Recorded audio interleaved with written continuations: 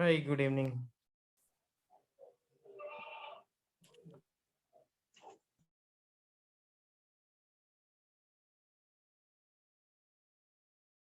You all are able to hear me? Yes, sir. Okay, have you guys tested the last week's labs, what we did on Friday by yourself? We did load balancer, we did auto scaling, we did the application load balancer, we Yes, did sir. classic load balancer. Yes, sir, we did. Have you guys tested?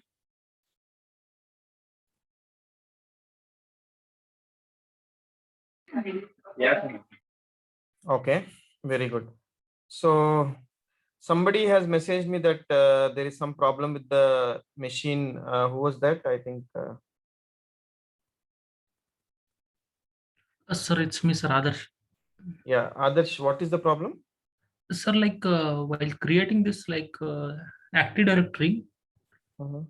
even I configured this reverse lookup zone and even I configured pointer also, but still I am unable to get the correct output in the CNS Is lookup your, command, sir. is your system available now? Yes, sir, available. Shall I share now, sir? I made you host. Share your screen. 1 second, sir.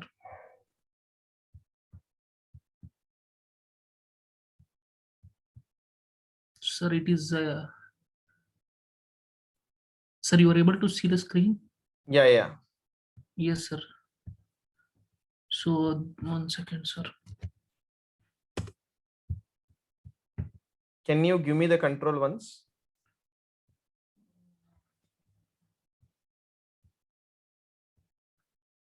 How to do it, sir? Like In your Zoom, no, you will get an option called remote control. Okay, I have requested remote control. You will get an option to approve. yes, sir, I approved it. Okay.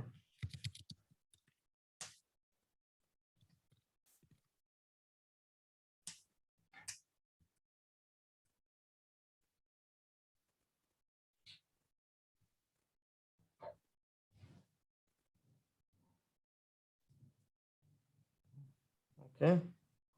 Your web says correct only. Okay.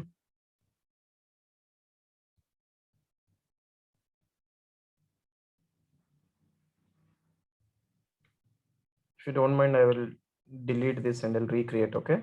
Okay, sir. Because I don't know what you created, no?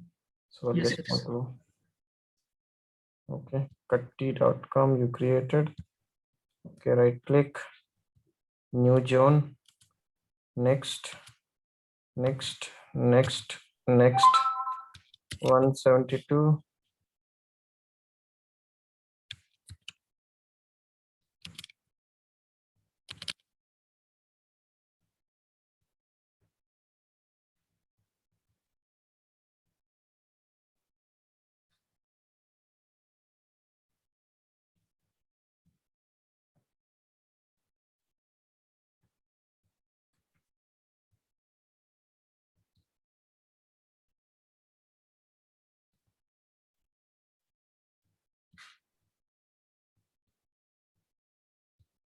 Okay.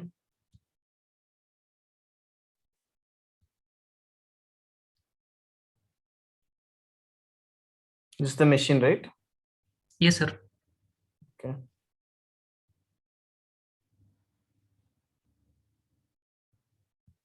Okay. Refresh. Yeah.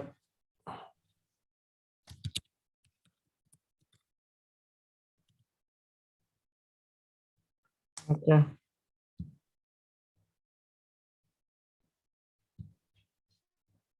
I'm just turning off the firewall.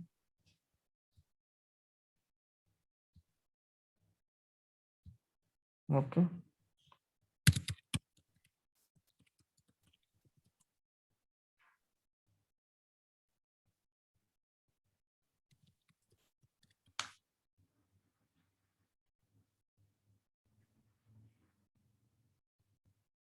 Oh, it is showing unknown. Did while installing the while installing your DNS server, have you selected the NetBIOS and everything properly? Yes, sir. Like correctly done, sir. No. What I'm asking is that this Katti.com when you created, right? So that time, have you, when at the time of installation of the DNS, so did you make sure that the NetBIOS name has been registered properly? Yes, sir. Like NetBIOS name was KTTI. Okay. Uh, because if I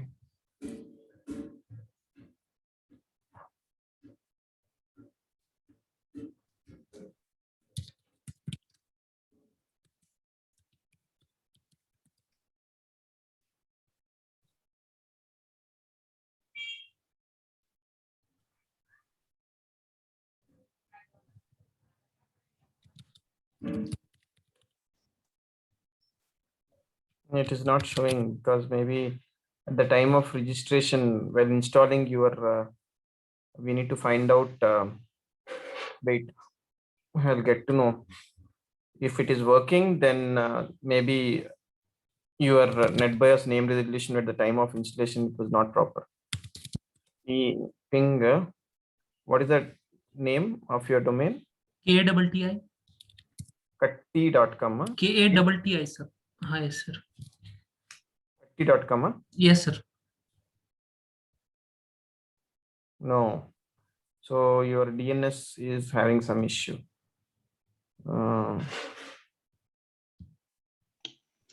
Hey Sayed, this is Tarun. Yeah. Mate, I just wanted to know when would you start the migration things? Which migration? The cloud migration stuff. Cloud migration part. Yep. No. So you have joined for the migration on AWS? Yes, I joined for the cloud migration course, which is AWS, Azure, and Google all inclusive. Okay, so this course is right now what we are covering is Cloud Solution Architect. We are in the last topics of the Solution Architect Associate. We have completed EC2, networking, storage, database, and IAM and load balancer. Now we need to cover the topic right now is about CloudTrail and CloudWatch and CloudFront. With that, our part is done. Then we have one more topic called as automation. You have specifically joined for cloud migration. Is that my understanding is correct? Yeah, that is correct. I wanted to learn mostly about the cloud migration, the native tools. Cloud migration is completely in a different batch altogether. Okay, so if you're looking for cloud migration, then you need to what we can do is that who is your counselor who has enrolled you? There were two actually. I was talking to two girls. I remember. Let me try and see their names. Yeah, so you need to send them. Kavita and Shahnaz. You need to send her an email so that there's one more batch which is cloud migration batch. They will put you there on the migration part. This batch is only for AWS Solution Architect Associate. They told me that the first of all I would have to go through this course, and then they will put me on Azure course, then they will put me on migration course. Maybe then, because we need to complete, because right now as per the agenda still we are left with three topics. So once it is done, then Azure will be coming into the picture. Okay, all righty. So how many more classes would you be taking for AWS? So see, right now we are 80% done. We are right now at CloudWatch, CloudTrail, CloudFront, and DevOps overview. If we are done with these 4 topics, our part is done. Okay, so another 2-3 weeks, isn't it? No. Today I will be covering the CloudTrail, CloudFront, and CloudWatch. And next class on Thursday I'll be covering the DevOps overview. With that will be done. But there are some people who are missed the networking sessions. For them I'll be taking next week. So then I will check with Shahnaz, like you need Azure also, right? Right. So what you can do is that after this session you can ping me offline. I will conference with them. Then we'll take it further. Okay. All righty. Thank you. Yeah. Thank you so much. Thanks. Bye. Yeah. I think there's some issue with your DNS, sir. I don't know, Adarsh. I'm not sure how did you install. Have you selected while installing the DNS service properly all the settings? Yes, sir. Like everything was fine. Like I went and installed this Active Directory domain services, and after that I promoted it. Then after that I added into the forest. No problem. What I'll do is that I will repair this DNS. Okay. Then we can fix it. So we'll find out what is the issue. So let us connect offline after this session. Okay. Sure, sir. We'll take the remote control separately and we'll do it. Now you make me the host back so that we'll cover the other topics. And once it is done, again, I'll ping you. You Sure, give me the sir. control of your computer. We'll see how to fix it. Because it is not related to the machine. It is something on the DNS part. Okay. Sure, sir. Sure, sir. Yeah. So can you give back the host? Can you make me host again? Sure, sir. 1 second. Like.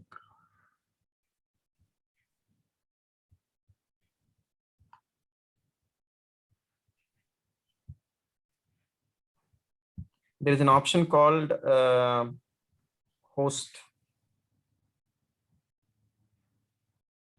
Yes, sir. I think I would. Make host. Yes, sir. I did it, sir. Okay. Thank you so much. Yeah, thank you, sir. So let me have the control. Can you, I think still I am able to see your screen. Can you exit out of it? Yes, sir. I will stop sharing it. Yeah. Can you please stop sharing? Yeah. Thank you. Now I am able to. Okay. Now you're all able to see my screen, right? Yes, Samir. You're able to see. Okay.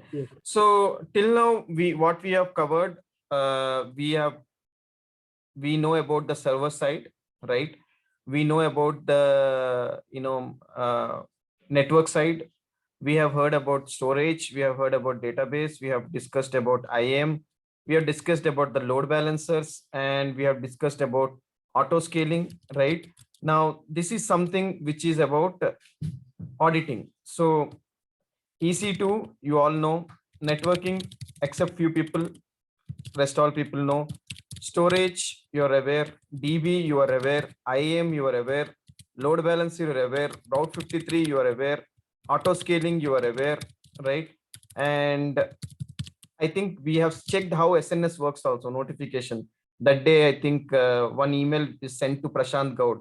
You have seen that how to, add that notification also, right? There are some other services like CloudWatch, CloudTrail, CloudFront, and Trusted Advisor.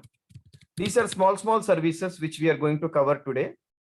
These 4 services we are going to cover today.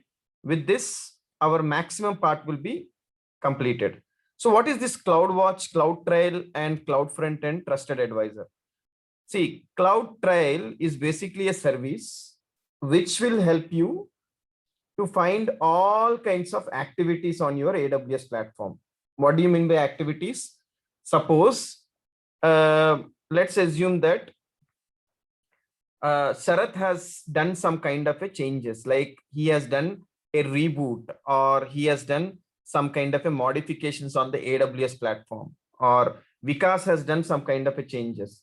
So CloudTrail, what it will do is that it will capture all the API calls made on your AWS environment. Okay. So it is basically, it will track the user activity. The purpose is that it is basically for governance. It is basically for complaints. It is basically for operational auditing and risk auditing for your AWS account.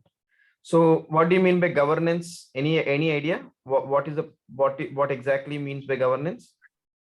I mean, like kind of a controlling the set of activities. Okay, very good. Any other answers? Kind of monitoring. Controlling in the user. Pardon? Can you repeat? Yeah. So basically, governance is nothing but where the people should follow certain processes and certain agreements on the infrastructure, basically on the technology what we are doing. So AWS, right? AWS, what it is doing is that it is giving you a solution like this CloudTrail, which can help you in all these use cases, like for the governance purpose, for the auditing purpose, right? And as I told you, you can do the complete tracking mechanism for your complaints, operational auditing, risk auditing if your environment is undergoing with any kind of a risk. So the complete AWS infrastructure, you can monitor all these parameters. 4 parameters basically we say: governance, complaints, operational auditing, and risk auditing for your AWS account will be handled by this CloudTrail. Okay. Now, how does this handles? So one thing you need to understand, whatever you do through your graphical console. So let me ask you a question. What all ways you can access your AWS account? Can anybody answer quickly? Through console, through programmatic access, through CLI. Yes, and through SDKs, right? So Yeah. either you can use your AWS, software development kits. Either you can use command line tool. Either you can use AWS management console, or you can use through your APIs. So whenever you are trying to do any kind of an activities using these platform, AWS will be able to track all these people. People are doing from SDKs also, people are doing from management console also, people are doing from security analysis. Everyone will be tracked. Resource change tracking, everything will be tracked. So that is the advantage of your AWS. So AWS benefit is that simplified complaints. It will simplify your complaints part, visibility into user and resource activity, security analysis and troubleshooting, security automation. So all these are the advantages of going with CloudTrail. So when you go with CloudTrail, it does everything. So let me ask you one more question. It's a basic thing you all people might know. How do you check your Windows or Linux is working or not? Sorry? If suppose if you're doing any changes or something you install, something happened, how do you get to know in the operating system? Where do you Maybe like like anything? I'll check the process of the That is installation. on the utilization. But Yeah. suppose you installed any software, something got rebooted, something happened, how do you get to know? Event viewer. Event viewer. Very good answer. You basically go to the event viewer, and there you will find a logs called system log, right? Event log like this. There are certain logs, are there security logs, right? Where you will find, if it is security part, you will find on the security part. System logs, if there is a sudden reboot, system log will be generated. Same to same, it is similar kind of a solution where any API calls for your account, everything will be captured in this CloudTrail, which means that any kind of a historical activity, any kind of a recent activity, any kind of a policy-based activity. So this is the main purpose of this CloudTrail. And also security analysis is one of the use case of your CloudTrail. And data exfiltration is also use case of your CloudTrail. When I say data exfiltration, it's nothing but whenever your S3 objects, whenever you're putting, whenever you are removing, whenever you're deleting, suppose you are doing any kind of a AWS CloudWatch events or any kind of an activities, if you're triggering, all those things will be updated in your CloudTrail. And operational issue troubleshooting. Suppose there are some issues on the operational side, like EC2 instance got rebooted, or EC2 instances disk got deleted, or security group validation got changed, sub security group ports got changed, volumes got modified. All these things can be captured with your CloudTrail. So CloudTrail will help you for operational issue troubleshooting. CloudTrail will help you for security analysis. CloudTrail will help you for complaints. CloudTrail will help you for data exfiltration. CloudTrail will help you for risk auditing. All these are the use cases where the CloudTrail will help you.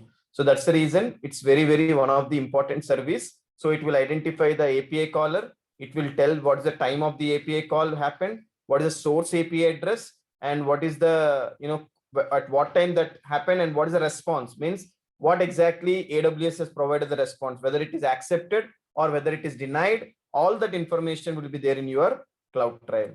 So it is not enabled by default. You need to enable region, every region, you need to go and you can enable your CloudTrail. And all the API calls you can monitor via through management console also, SDKs also, command line tools also, and also cloud formation tool. Suppose if you are using a cloud formation tool, from that tool also you can monitor your CloudTrail services. Okay, so these all are the benefits of CloudTrail. So this is nothing where you do some kind of a work. It is just like a event auditing tool where it will audit based on your information. Okay, now how to audit, what to see, that we'll see when we look into the, when we log into the console, and we'll see how exactly what kind of a logs you can view in the CloudTrail. The next service, small service, we have something called as CloudWatch. This is one more small service. This is again a monitoring service. Now there is a difference between auditing and monitoring. So monitoring is very, very important in every organization. I hope everyone, every company, nowadays mandatory they do monitoring. Your work is being monitored by your manager or team lead. Same way, your application softwares will be monitored by your some kind of a monitoring tool. There are so many monitoring tools are there in the market, right? So can anybody name any kind of a monitoring tools which you're aware? PLK, Splunk, Datadog. Very good. Google Analytics. Very good. Any famous monitoring tools? Name some 10 monitoring tools. Prometheus, Grafana. Grafana nowadays you are hearing more. It is Yeah. famous in the cloud. In the cloud nowadays it became very famous. Splunk and New Relic. Okay. Clever Tap. Okay. So let me give you some good names. If anybody asks you in interview, you can very fast you can tell. Very famous is the SolarWinds. Okay. Second is Nagios. Third is Nagios, yeah. Nimbus. Fourth is Jabix. Fifth is Logic Monitor. And sixth is Ninja. Seventh is Spiceworks. And WhatsUp Gold. These are the famous you can say monitoring tools. Datadog is also there, which is very famous monitoring tool. And PRTG Network Monitor, Passler is there, which is very famous tool. And Jabix is one of the tool which is very famous, which I already explained you. Nagios is one of the tool. Like this, we have the different types of monitoring tools are there. In olden days of IBM history, if somebody worked in IBM, they might have heard about Tivoli. Have you heard? TSM, Tivoli Storage Manager, where they do the Tivoli monitoring also. I am not sure how many people heard about it. Tivoli monitoring. Have you anybody heard about it? IBM Tivoli monitoring. No. That is also one of the famous tool which is used for monitoring. So this monitoring tool is nothing but what exactly it will do is that it will monitor your all kinds of usages, like basically your application usage, your operating system usage, all these things will be monitored. Your the end-to-end delivery will be monitored. So Amazon is providing you a ready-made solution called as CloudWatch. So like how you have all these Jabix, Nagios, and all these kind of monitoring tools, similar kind of a monitoring tool which Amazon is giving you ready-made service called as CloudWatch. Now what is this monitoring tool will do is that it monitors your AWS resources, application, and on-premises environment. So basically it is not just meant for your cloud monitoring. It also can monitor your on-premises also, which means that if you have a hybrid cloud environment, I think we did a lab called Storage Gateway. Do you remember in the storage labs, we did a Storage Gateway lab, right? So if suppose you have an infrastructure called as on-premises and cloud, and you want to monitor between all these platforms, right? On-premise also and cloud also, you can go with a solution called as CloudWatch. CloudWatch will provide you to monitor on-premises environment. CloudWatch will help you to monitor cloud environments. It also helps you to define alarms. It also helps you to define visualization of logs. It also helps you to define metrics side by side. And also very important thing is that you can do the automated tasks and actions you can define. And it also helps you for troubleshooting. So CloudWatch benefits is that nothing but it's a single platform for your applications and infrastructure, where you can manage all your servers, you can manage your logs, you can manage your accessibility, visibility, everything you can manage. And second thing is that easiest way to collect metrics in AWS and on premises means you can monitor using AWS resources, where you can monitor 70 AWS services like EC2, DynamoDB, S3, container service, Kubernetes service, Lambda service, all for your DevOps, also for your on-premises environment, also for the hybrid cloud also, you can use this same CloudWatch. So let me ask you now, let me open one MS Paint. Let me ask you a question. What is that are we going to monitor if it is a server?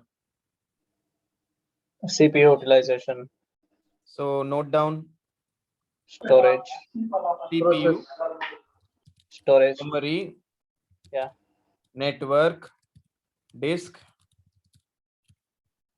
and application, right? All this you are going to monitor, correct? CPU, memory, network, disk, and application. So all this we are going to monitor it, right? CPU, memory, network, disk, and applications, everything we are going to monitor. Now, so how exactly the monitoring will happen? OS is there, top of OS application will happen. How exactly do you think that monitoring will happen? If I have a monitoring CloudWatch also, or any monitoring tool, let's assume this is my monitoring server. You can take you can name anything, like you can name Nagios, or you can take Zabbix, or you can take any kind of monitoring tool, right? How exactly this monitoring tool can monitor this operating system? What do you think that? What is that required?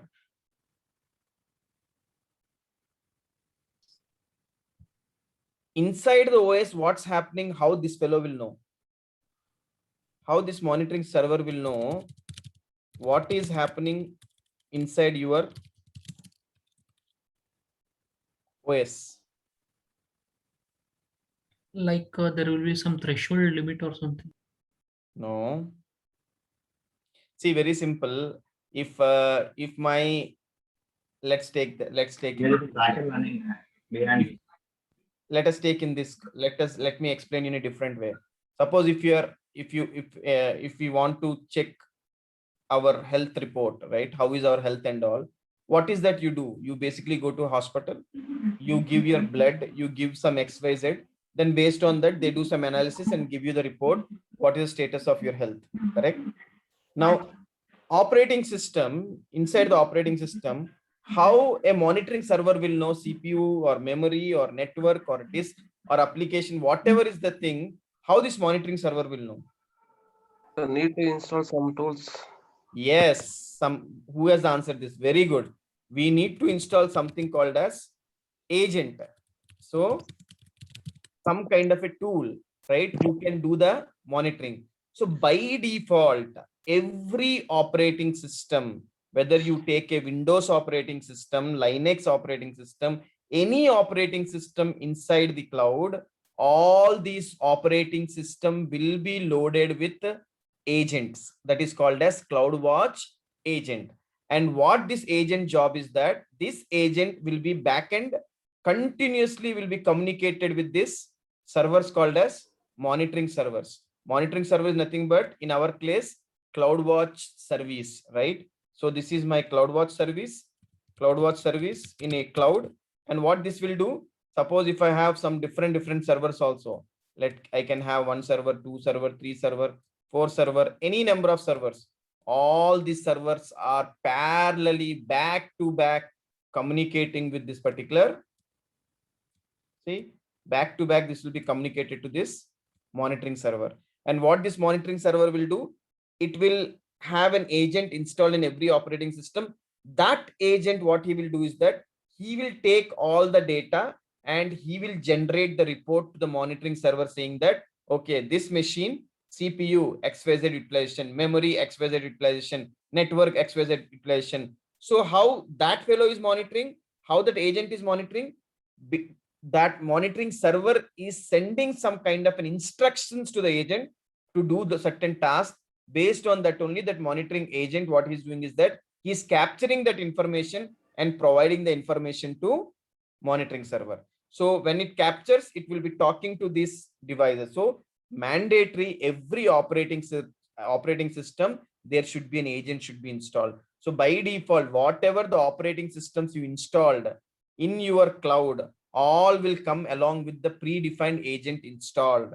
If it is on-premises machines, on-premises servers, at that time, manually you need to install. Now, how do I get it? If you go to Google, type CloudWatch agent for Windows Server, CloudWatch agent for Linux machine, CloudWatch agent for Kubernetes. So you will get all kinds of, images if it is an operating system.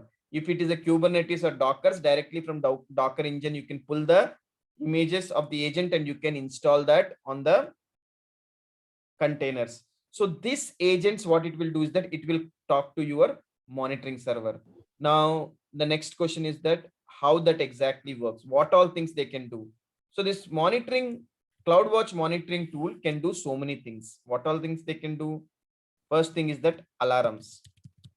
What do you mean by alarm? I think everyone know. Why do you put alarm in your home? Alarms. I think you all people know what is alarm. Reminders. Yes.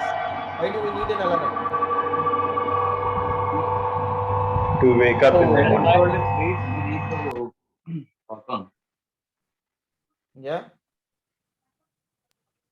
So CloudWatch, so basically what you need to understand is that alarms are nothing but, suppose let's assume that you want to initiate any actions on your behalf, right?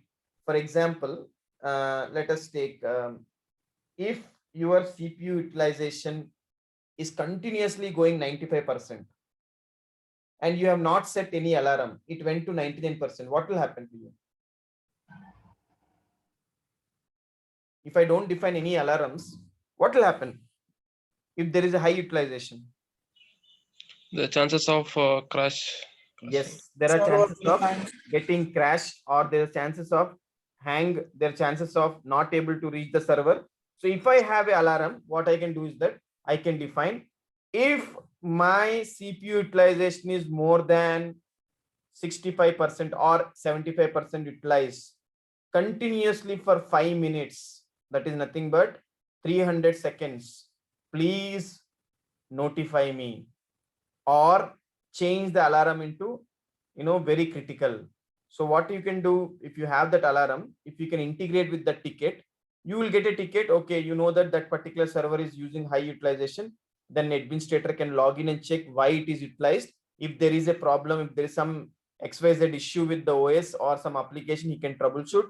Else he can try to increase, he can take the downtime from the customer and he can try to increase, or he can log into the server and delete if there is something, some application which is creating a problem, or some kind of a virus if it is creating a problem, or some kind of an XYZ service, or some kind of a kernel which is creating a problem. He can troubleshoot accordingly, he can take the decision. So alarms are very, very much important for your CloudWatch, right? Now next is that metrics. What do you mean by metrics? Kind of performance indicators. Metrics. So very, Maybe very like, important. Yeah. So what you said is correct. So what do you mean by metric? Metric is nothing but indicators. Suppose now CPU you want to identify, right? What is the utilization? So you are defining an alarm for CPU, but CPU is called as a metric, and memory is called as one metric. Network is called as one metric. Disk is called as one metric. So all these are the metrics. Let's assume billing. AWS billing will consider as one metric. Suppose you want to know how much billing you are getting. So all this will be considered as billing. So what I mean to say is that whenever you want to define the metrics, this billing, or you can take CPU utilization, memory, network, disk, in out and out, all these usages, right?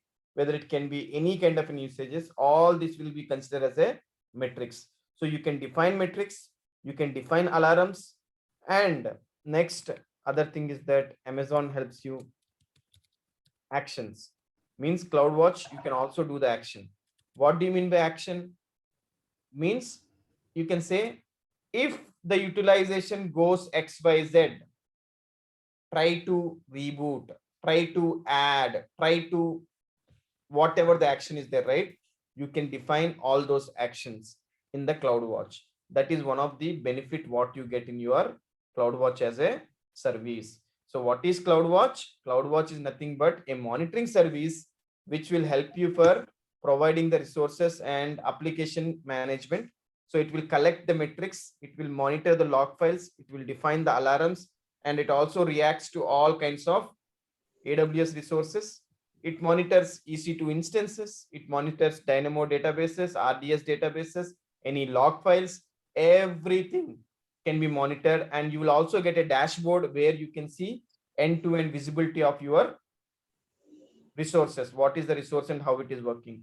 And also CloudWatch logs will store the log indefinitely. Alarm history, whatever the history is there, 14 days it can store. CloudTrail logs also can be monitored. CloudWatch logs can filter. All these are the real-time monitoring. Everything can be managed. For example, you did a load balancer last week. Now you want to know how the load balancer is working properly or not. You can define the logs for the load balancer by using this CloudWatch also, so that also can be monitored, and you can save everything in one S3 bucket, and that also you can monitor that S3 bucket also. And all these things means, what I mean to say is that you can define metrics as per your own requirement. So this will help you for troubleshooting purpose. This will help you for your statistical growth, how you want to grow your infrastructure, everything. For all these purposes, you can go with your CloudWatch. So you can store the logs, and centralized logging system called as Splunk. Splunk means, don't think that it's a Splunk software. In general, the mechanism what they use is that they call Splunk system, but it is nothing but its own CloudWatch. It's the proprietary of AWS. So basically the system what they use, and in the background, you can also use S3 to store the data for your CloudWatch logs. All the data, whatever is there, whether it can be a CloudTrail data, whether it can be CloudWatch data, whether it can be load balancer data, everything to store the logs, you can use your S3 storage as a solution. So all these are the things which you get in the CloudWatch. So very, very important tool, very, very useful tool in AWS, CloudWatch. CloudWatch does so many use cases are there for the CloudWatch, as I told you, and you can integrate CloudWatch with your AWS management console. You can integrate with SNS and email notification. Suppose whenever you want to define any notification, that also you can do. Auto scaling, your auto scaling also works with CloudWatch. That day we have seen, right, by creating a CPU. So how does it work? It is nothing but you can define your CloudWatch. So in CloudWatch, you get so many different types of benefits are there. Now you will ask me a question, sir, what is the charges? How are we going to pay for the charges in the CloudWatch? So how are you paying for EC2 machine? In the billing counter only, it will show like what is our utilization and all. Yeah. So basically in EC2, we have 5 methods: on demand, reserved. Do you remember or not? Yes, sir. Yeah. We have methods. What? Yes. Yeah. Same way here, we have certain methods. One is metrics, one is dashboard, alarms, logs, events, contributor insights, synthetics. So basically, basic monitoring for 5 minutes of frequency is free of cost. They will not charge you anything. If you are doing anything detailed monitoring, there is a charges are there. Okay. And up to 50 metrics per month with 3 dashboards free of cost, up to 10 alarm metrics is free of cost, up to 5 GB data storage free of cost. Top of that, anything you do, right? For example, you are defining metrics, okay, different metrics. Metrics means I already told you. In CPU, there are hundreds of metrics will be there. In network, there will be hundreds of metrics will be there. Up to 10,000 metrics, the cost is $0.30, means you need to pay for $0.30. Okay, so all these things you can define, and APIs, metric streams, and different use cases are there where the you can go for the charges. So by default, free monitoring, free thing is also there. Now payment is also there. If you are going for defined metrics, and if you're using APIs, if you're using some kind of logs more than 5 GB, then obviously the the cost is there. So basically 0.03 per GB they will charge you based on your usage. So that is how the costing will be there. So if you go to the CloudWatch pricing calculator, they will give you the complete costing. Okay, that is about your CloudWatch. Samir, I have one question. Yes. What if you have standby systems and systems are being automatically created when the traffic increases? What is the question in that? You're asking, Like, how do you monitor the activities of those systems when you have standby systems and systems being automatically created? You need to create the rules and you need to configure the metrics for those machines. Okay. Whether it can be a standby machine or whether it can be production or a non-production machine, you need to define what is that you want to monitor. Okay.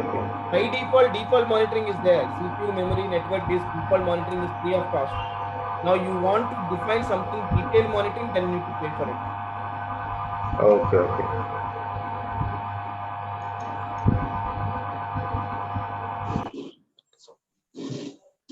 Any other questions in the CloudWatch?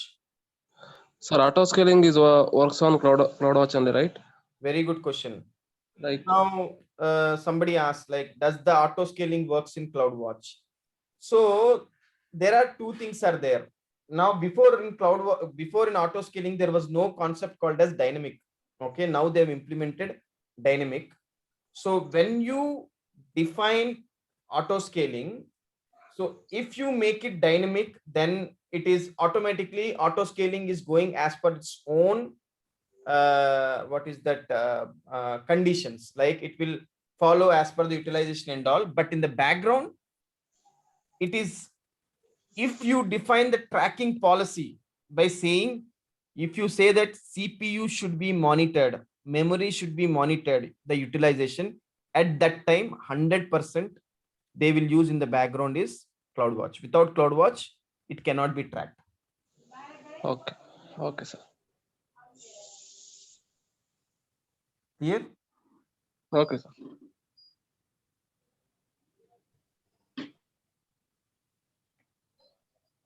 Any other question?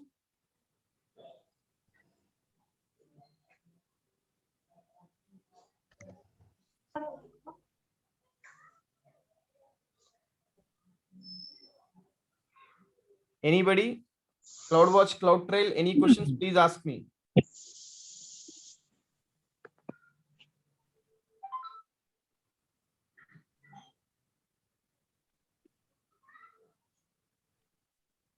Okay, so I understand that you are clear. Okay, now the third service called as Trusted Advisor. Okay, now what is this service is all about? How many people have heard about advisory board in every organization? Do you know what is the role of advisory board in organization? In big companies, they put advisory board members. I think you might have heard about it. I'm not sure if you remember or if you don't know. Advisory board. Yeah, if plan, Pardon? maybe like Legal would advisors. think of Management. our system sometimes. Okay.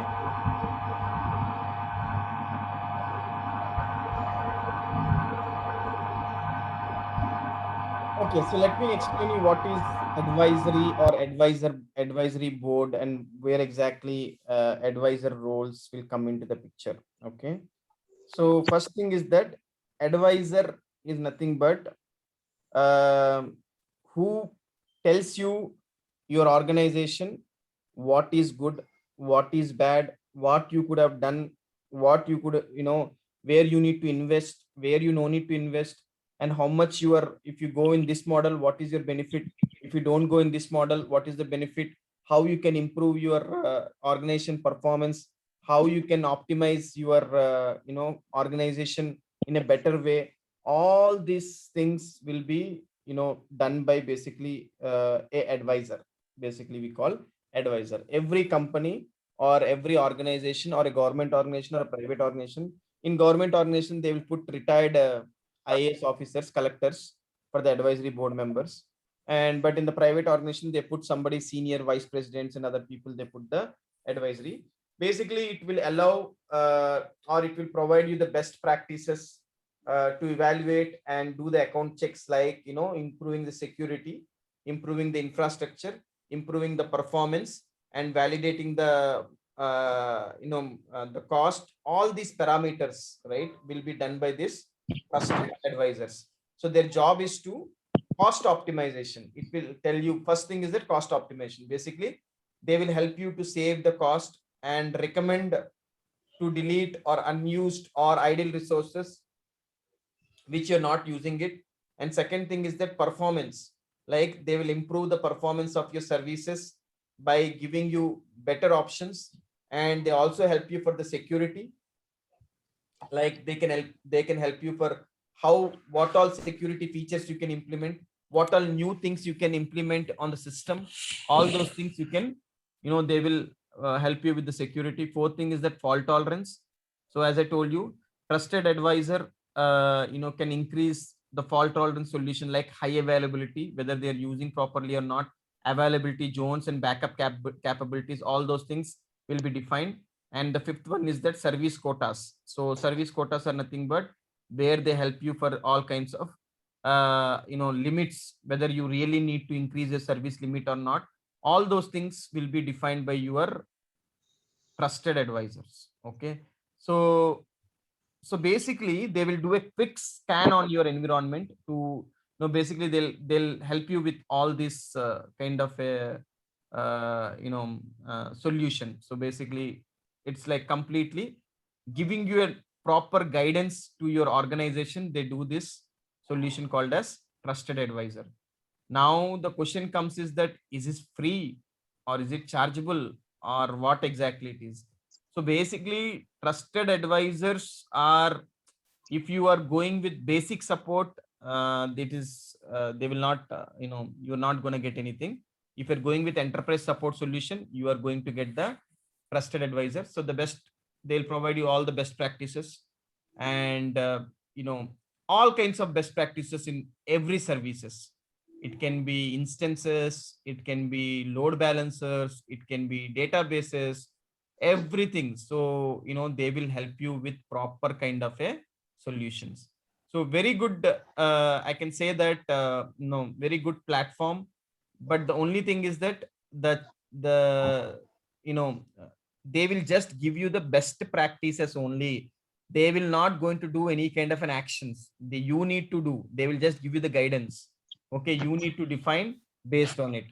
So what is that, how is your environment, you need to plan for it. So as I told you, so the job is that they will validate your complete environment. It will tell you the best practices, how the RDSs databases are there, how much you can save, performance, how it is, how is the security defined. All those things will be validated. So why do we need a trust advisor? For the cost optimization, for the performance, for the security, fault tolerance, and service limits. These are the 5 parameters why we need trusted advisors to help you with your AWS platform. So these, if you are having every organization generally what they do is that they maintain these trusted advisors.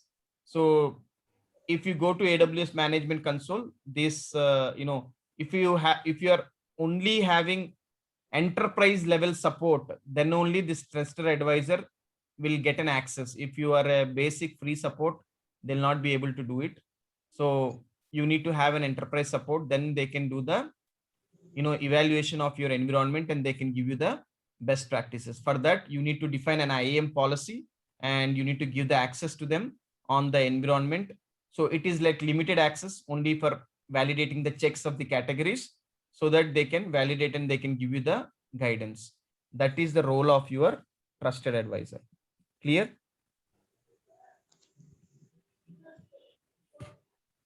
Yeah. It's a pretty small, simple service. Nothing you'll be doing much. And the next thing is that CloudFront. This is one more very, very important service. You all people have used websites, right? And all are using Flipkart, this website, that website. So many websites you'll be accessing every day. You are trying to access, you're trying to delete, right? You're going to have the accessibility and all. Just take websites like Flipkart, e-commerce websites like Instagram, Flipkart, or you can take websites like Amazon.in, Snapdeal. All these websites will have content. So content delivery network is otherwise called as CloudFront service. So what kind of a content? It can be a data, it can be video, it can be an application, right? So if you go with the Flipkart as an example, that Flipkart has so many things in the content. They have a video, they have pictures, images in the content. They have video images in the content. They have dynamic data which keeps on changes. Just imagine every user, different user tries to access these websites from different parts of the country or different parts on the globe. And for everyone, it should, with low latency and high transfer speeds, they need to get the accessibility to the websites. So this CloudFront is nothing but a CDN technology, content delivery network technology. What it does is that it will provide you a ability and accessibility to give you the faster access to all these websites. Means every website, whichever the website like e-commerce website and all, if you want to reduce the load time, what do you mean by load time? When you type www.flipkart.com, within seconds your website should load and all the pictures and images should load faster. And if there are hundreds and thousands of people also, if you're accessing in a seconds, right? You don't want to have that lag. You don't want to have that kind of a latency. And you were expecting to see that kind of a full fast pace. Then you have a solution called as CloudFront. Okay. Now what CloudFront will do is that CloudFront basically will help you to give you a proper access and will reduce the load time of your website. Why? Because what CloudFront will do is that across the globe in AWS, there are so many edge locations. In all these edge locations, the content will be cached. So whenever the user is typing, suppose for example, you have gone to flipkart.com, www.flipkart.com, and you clicked on the images. The moment you click on the images, that image will get cached. The moment you click on the application, that application will get, the application content will get cached. What will get cached? Data, content, videos, pictures, all these things will get cached in your CloudFront. So this will help you to reduce the load of your platform. So you can see here, different people are accessing. Let's assume take that example, right? If you take this example of this thing, right, you can see server is there. Different people are accessing from different locations. When different people are accessing one server from different locations, everyone are trying to reach to that server and they are accessing that website. Just imagine at a time some lakhs of the people if they're accessing, there'll be a huge load will be there on the server, right? So the performance of the server will go down. So rather than directly accessing the server, if I make the content available on the edge locations. What the edge location will be do, this is the location where content will be cached, and this is separate to an AWS region and availability zone. Means apart from your data center, these edge locations are nothing but network hubs. In the first class I have told you, edge locations in India, there are in India we have edge locations. Where all we have edge locations in India? In Bangalore, in Chennai, in Hyderabad, in Mumbai, in Kolkata, in Delhi, we have edge locations. What they do is that whenever the users are trying to access the websites, these edge locations will be caching the content.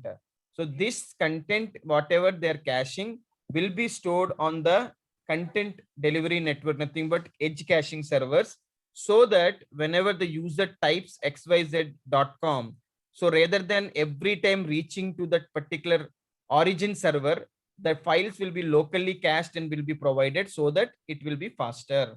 So your origin server is nothing but where your CDN will distribute the content. It can be S3 bucket, it can be a EC2 instance, it can be a load balancer, it can be Route 53. Any of these things you can use it. So basically edge location is one part and origin servers are another part, and distribution is nothing but where you distribute all kinds of content across your edge locations. So all these are the important parameters for your CloudFront. So if you ask me an example, there is something called as Akamai Technologies in Google, which will do the CDN technology. So which is very, very much important. So now you see the picture, the difference between the first picture and the difference between the second picture. Are you able to see the difference? Yeah. Right. So in the first picture, you have seen everything directly accessed, that is without a CDN. If you have a CDN, this is how it will be accessed. Now, the advantage is that load on your website will be reduced and it will help your SEO to work very, very better and super. Okay. Amazon CloudFront can be used to deliver your entire website, including dynamic, static, streaming, and interactive content using a global network of edge locations. You can, you will get the possible performance, no doubt about it. All these are the advantages what you get. Now, how do I configure it? Very simple lab. You just need to create a website. Go to, okay, let me ask you a question. Now, you did the website, right? How did you hosted a website? S3 bucket. S3 bucket and EC2 instance. EC2 instance or S3 bucket. If I want to access through my DNS, what will you do? And Windows and IIS server.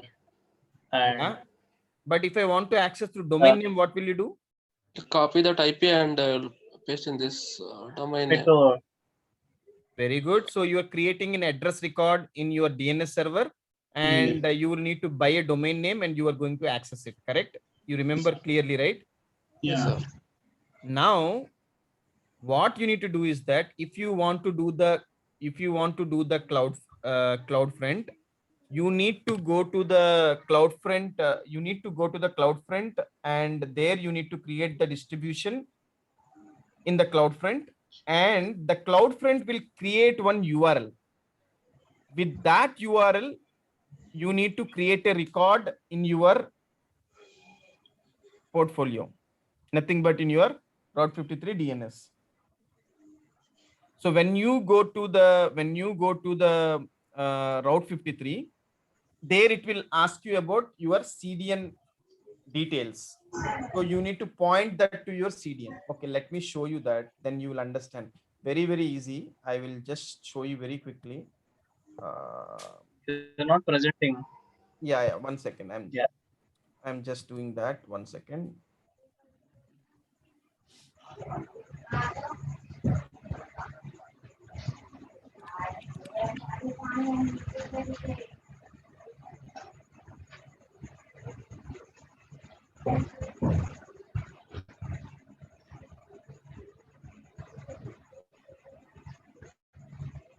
Okay, you are all able to see my screen? Yes. Okay. You remember Route 53? We did that day lab. I think you all people might have remember. I'm not sure whether you remember or forgot. So we went to Route 53. We created a hosted zone, CD Academy. Yeah. Yes, sir. We remember that. Right. So when you go here, so yeah. So see, I have not deleted also, so that you are aware. So when I click on the hosted zone, we created a record that day, and we pointed to a record. Okay. I'll go. Address record. Yeah. Yeah. So here is an option called create record. Okay. There.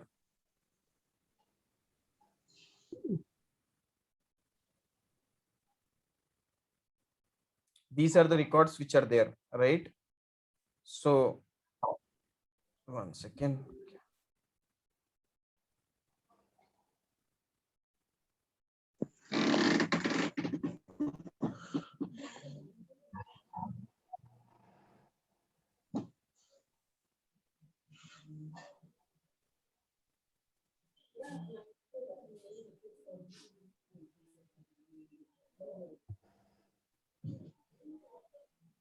So like this, we are adding the records, right? So, and we already have an existing record. So here you will enter the IP address basically, right? Whatever the IP address, what you get for the address record, you are creating the IP address. Okay. So let me show you how, 1 second. Let me show you that. Click on start. And where is the CloudFront?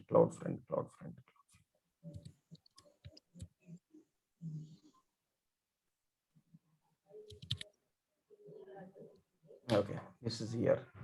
So when I go to CloudFront, okay, already here distribution is there. You can ignore. I'll go here, get started. You need to give the name here. So here, suppose you hosted in S3. Let's take you hosted in S3. Then your S3 bucket details you need to provide here. Let's assume your content is of in S3. Then you need to provide your S3 bucket here. If your content is hosted in load balancer, then automatically load balancer details will come here. The moment you create the load balancer, you will get the load balancer here. So which is nothing but if you are connected through load balancer. And once you put all these details in here, you can create the distribution. The moment you create the distribution, so it will create like this. Like this, it will create. You will get the thing. Can you see this? This is the domain name. Okay. If user wants to access, right now it is not working. I'm just giving an example because it is disabled. Okay. So like this, you will get an URL. This URL, when you ping it, you will get one IP address. That IP address, you need to go to Route 53 and put it as a record, so that what will happen whenever the user is typing some xyz.com, that will be pointed via CloudFront. You understood? Yes, sir. Okay. So we'll do this lab. I will show you the live lab, then you will understand. If I don't show you the lab, you will not be clear. So you will host some same thing. Do you remember how we hosted a website in the old classes? Yes. Everything same to same. We need to host all the website. Whether you can do it in S3 also, or you can do it through EC2 also. After doing the website, here you need to go to distribution, get started, and here you need to provide origin details from where your content is getting loaded, through load balancer or through S3. Suppose you hosted in S3, then put the S3 details and give all the details here. And here it will ask you for the certificate at the bottom. If you want to access through HTTPS, then you can go with SSL. If not, you can go with default CloudFront certificate. So that's it. And say next finish and say create distribution, then it will get created. We'll see when we do the lab, then you'll get better idea. Okay. And also CloudFront also has one more benefit. Like for example, you don't want to, let's assume that you want to restrict a website from one location. Like you, let's assume you want to block your website from accessing from, Canada or accessing from Singapore. You can do the geo restrictions also. Means if I put the in the distribution, right, after creating a distribution, I will get one option called as geo restrictions. So I can restrict the website from that particular country also. For everyone, it will work. For only the users who are trying to access the website from that particular country cannot access. That kind of a restrictions also I can create with my CloudFront. So many use cases are there. It also helps you for, have you heard about SEO? Anybody? Do you know what is SEO? Search engine optimization. What exactly it is? Any idea? I mean, like basically it will pop up, for example, if anything you type, then like Right. for any So- service you're looking, Showing the right? priority Like, of websites. Yes, Yeah. yes, correct. So it's a priority, like, whenever the people try to Google it, it will load the website, right? With the, basically it will try to load in first page or second page, it will give the preferences. So our CloudFront because your website is loading faster, your SEO also will support for this particular CloudFront. That is also one of the benefit what you get if you are going with CloudFront. If you go with CloudFront, your SEO will become easy. Why? Because this is able to load the content faster. All these are the use cases and benefits what you get in your CloudFront. Understood? yes, sir. We'll do the labs, then you will get CloudWatch, how to do the lab in the CloudWatch, how to do the lab of CloudFront. We'll understand, then you'll get an idea.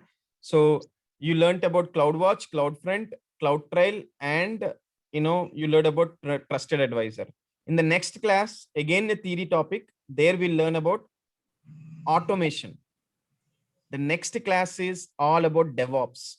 People who doesn't know programming at all, you just at least need to understand how exactly automation works. This is the overview of the DevOps. We are not going to do any kind of a labs. If you want to get into purely automation, then you need to learn about it. But I am going to explain you about AWS Lambda, Elastic Beanstalk, and I am going to explain you about containers. Pardon? Do we need to do any preparations for that? So if you have some basics, it is good. But anyways, I'll be covering. First, I will be covering with Docker's containers and how it will be helpful. And then I'll explain you about Lambda. Then I'll explain about Beanstalk. This is not in your course. This is just on top of interest. I'm giving you some knowledge. Why? Because nowadays in interview, they'll ask you about these things. Have you heard about Lambda? What is Lambda? Why do you use Lambda? What is the purpose of Docker? Why do we need a Docker? What exactly you will get the benefit of the Docker? Where exactly in AWS you'll use the Docker? What can you do with Docker? What you can't do with the Docker, right? So all these things will be very much important. And I'll also cover you something called as Terraform. I'm not sure, have you heard about Terraform or not? So Infrastructure as a code. yes. So how do you prepare a code and how do you do it? Very, very important topic. Please do not miss that session because that will help you for your interview. If we complete that, theoretically, our concepts are over. Only for the people who messaged me separately for the networking, for them, I will be taking the next week networking classes and we will do these labs next week and we will close the complete course. Okay. If you have Sir, any- one thing, like, you have any PPT for Terraform? I'll give you. Okay, thanks. Yeah. But remember, DevOps is not our mod. We do not have in our agenda. I'm just covering for the interview purpose. Okay. Okay. Yeah. So from EC2 till the last topic of the monitoring, you need to do again labs. If you don't practice any labs, trust me, you will not be able to crack any interviews. I will send you today some positions which got opened in market. Okay, try to see that positions. There are so many positions are there. If you go to LinkedIn, if you type for the AWS in Accenture, there is one position has opened. Around 23 positions are opened in Accenture. 1 second, I'll tell you. If you, these all are the AWS positions only. 1 second, I'll tell you what is the position. 1 second. What all companies also opened, I'll tell you. And Wipro also there are a lot of AWS positions. Yeah, 1 second. I'll tell you the position details. These are very, means I can say, yeah. One is that the position details is AWS engineer, Ensono, one company in Pune, public cloud services. They are looking for people who has a knowledge on Amazon or Azure. Okay. And in Wipro, there is a cloud specialist position, 5 leads position, more than 4 years experience, who has a knowledge on AWS cloud or AWS services like S3, EBS, EFS, and all those things they mentioned. And AWS architect position is open for person who is having 10+ years experience in TCS Pune. Okay. And there is Mindtree AWS DevOps module position is there, but you can ignore that because you have not learned DevOps. People who has knowledge, they can try. And there is an AWS architecture cloud operation administrator position, 23 positions in Accenture. This has been just 1 week back, they have opened it. So you can, if you go to LinkedIn, when you get time, and when you search for AWS, you can try applying for all these things. Before that, you need to modify your resume. If you're prepared for the interview, if you are done with all these labs, definitely you can try for the job. And market is going to be open, so you will definitely get a good opportunities. Sir, actually you told that you will be helping for the resume. Yeah, if you send me your existing resume offline, okay, I will just see and I will send you the reference resume, what you need to modify, then accordingly you can change it. Sure, sir. Sir, can we Samir, get Yes. sir, can we get any like templates for resumes or something? Yeah, I will send you. If you ping me in WhatsApp, I'll send you the senior. See, the thing is that don't copy the same copy paste. Okay, we need to modify as per your own skills also. So I will send you, but make sure that you update as per your skills also. Okay, sir. Sure, sir. You share it on group, na sir? WhatsApp group. Yeah, I will share you some templates, and I'll also share you all these positions in LinkedIn. If you have mobile app, no, in LinkedIn, in the bottom you'll find an option called jobs. Click on that and type AWS and search for last 2 weeks. You will get all the list of jobs which are posted for last 2 weeks. Posted on LinkedIn or Naukri also. Yeah, it is there in Naukri also. Yeah, okay, fine. Samir, I have an interview on Thursday in Signex for cloud engineer.